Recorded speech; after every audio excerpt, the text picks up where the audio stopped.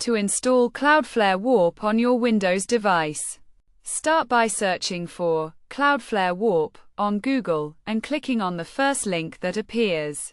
This will take you to the Cloudflare Warp download page, where you can select the appropriate download option for your device, including options for Windows, Mac, Linux, and mobile app stores.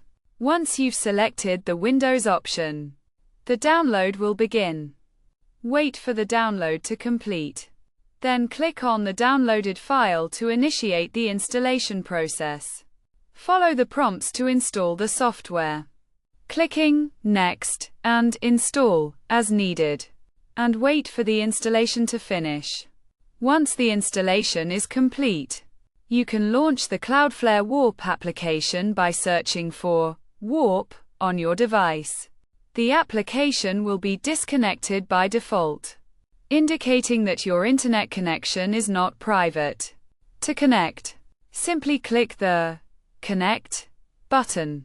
You can also access the application's preferences, connection settings, account information, and feedback options by navigating through the menus. To exit the application, click the Exit button.